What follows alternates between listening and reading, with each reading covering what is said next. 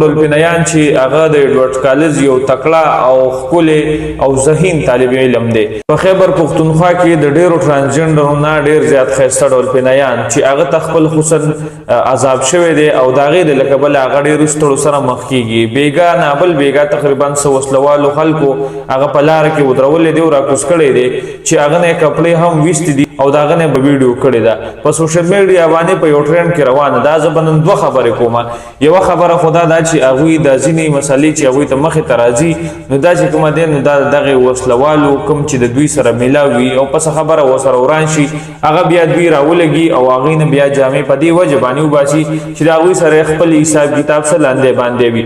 ټرانسجنډر سره تعلق وي او تا سره هغه یکدمې وران شي یا ستا نه څه پیسې میسې خوړلي نو هغه به تا په خپله خوښه باندې خوړلي. د هغې نه پس چې کومه دی بیا ته راولګي او د هغه نه جامې وباسي او ته دې بیا ویډیو وکړي او ویډیو هم په سوشل میډیا باندې وایرل کړي. دا عمل د پښتو دی او دلته چې کومه دی نو دلته قانون شته، دلته عدالت شته، دلته چې کومه دی نو وکیلان ججان شته دی. د هغوی سره دغه خپل کیس ډسکس کول پکار وي. خو زه به هغه خلکو ته چې کوم ګونډګان دي او ځان ته ګونډګان وایي هغوی ته به زه یو ریکویسټ وکړم چې دا هم یو انسان دی. که چېرته ستا د خپل رور سره داسې وشي یا ستا د کور د بوندي ادم سره داسې وشي چې څوک یې ته په لاره کې راکوز کړي بیخي بېبدي یا د هغه سره یو زیاتیات دي نو هغه به هغه ووښي. خو دا کار یې ورسره نشته دی چې هغه راولګي او د هغه نه جامې وباسي او هغه نه بیا بربنډه ویډیو کړي او هغه هم بیا په سوشل میډیا باندې وایرل کړي. نو زه دغه خلکو ته دغه میسیج ورکوم. خو بل خوا چې کوم دی دغه ټرانسجنډرونه چې کوم هغوی راوتي دي په سوشل میډیا باندې یو خپل نوم ساز کړی دی او لګیا دي یو د خپل نوم دپاره او شهرت دپاره یو ایډورټایز ځان لګوي یو مارکیټینګ شروع کړی دی. د دغه ټرانسجنډر د وجې ډېر زیات خلک مړه شول، تباه شول، برباد شول، څوک په نشو کې هلاک شو. زه دغه اجلاګانو یعنی ټرانسجنډر نرخزیانو ته دا وایم چې تاسو کله هم خپل ماړخ ساتئ نو د هغه سره په داسې طریقه او په داسې رویه باندې ژوند تېروئ چې هغه نه کله هم ته ځې نو چې هغه ستا په مخه کې خڼ نه جوړېږي. دغې نه زه ډېر زیات واقف یم چونکې د سوشل میډیا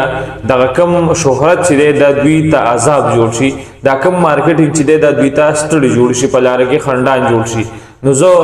یو اواز کوم د ټرانسجنډر ډولفینیان په حق کې چې کله هم د یو ټرانسجنډر سره داسې زیاتې وشي نو د هغوی موږ ته کاتی. ډولفینیان یو داسې شخصیت دی کله به هم چې د یو ټرانسجنډر سره زیاتې وشو، ظلم به وشو نو هغه به د جرګې په شکل کې هم دغه خبره حل کوله او د هغې نه مخکې به په پریس کلب کې یا داسې د پیښور په سړکونو باندې به هغوی احتجاج کو. هغه به په سوشل میډیا باندې هم یو اواز اوچتو د هغه ټرانسجنډر لپاره چا چې به ظلم زیاتې ریب او داسې ویښته به د چا نه کټ کړي د هغوی په حق کې به اواز اوچتو. نو ټولو ټرانسجنډرو ته هم زما دا خواست دی چې د هغه په حق کې اواز اوچت کړي او د دغه ظلم مخنیوی وکړي. تر کومې پورې به دغه ټرانسجنډر دغه اجلاګان زموږ په پښتنو کې داسې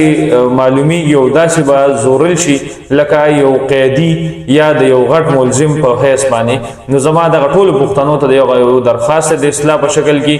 چې کله هم ټرانسجنډر تاسو راولي پروګرام پې وکړئ نو هغه بیا لاسنیولي یا هغه ځای چوکۍ یا تاڼې ته حواله کوئ یا چې کومه دی د هغه سره وسلوال کسان کوئ او هغوی خپل پروګرام نه د هغه ځای نه وباسئ. بل داسې ده چې زه هغه ټرانسجنډر وروڼو ته وایم، هغه اجلاګانو نرخزیانو وروڼو ته وایم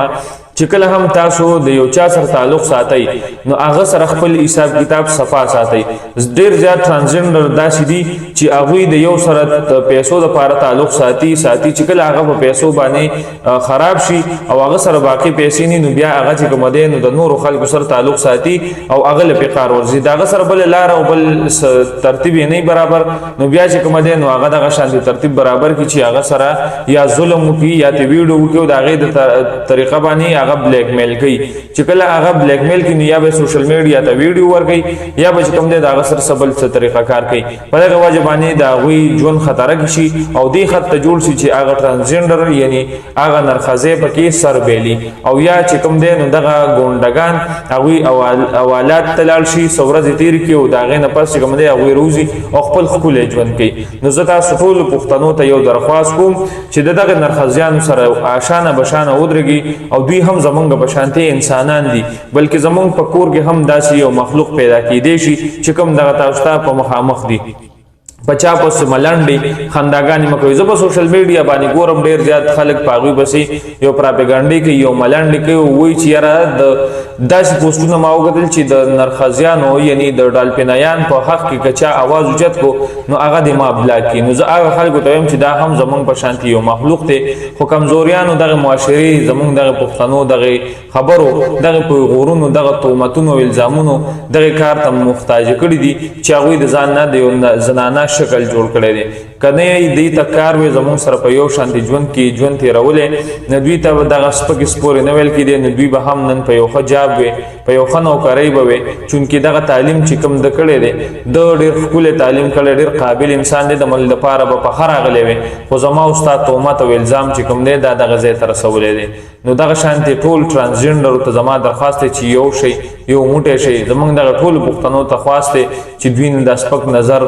دا ستړې سپکې سپورې خبرې دا دې لږې غونډه کې کوزې کوي انشاءالله دا موږ سره په معاشره کې موږ چې څنګه د نارینه او د زنانو په حق کې اواز وکړو موږ وایو چې زمونږ سره دی په دغه ملک په ترقۍ کې زمونږ خویان دي هم ودرېږي زمونږ میان دي هم دې ودرېږي چې زمونږ ملک ترقۍ وکړي نو دغه نرخزیان هم زمونږ د معاشرې خلک دي زمونږ د دغه پښتنو بچي دي په هر کور کې په هر انسان نه هم دغه شانتي پیدا کېدی شي نو هر یو سړی خپل ځان خپل رور خپل ملګری خپل یار دوست وګڼئ او د دغه معاشرې وګړی وګڼئ چېرته چې مو خوشحاله آباد اوسئ د لوی الله په امان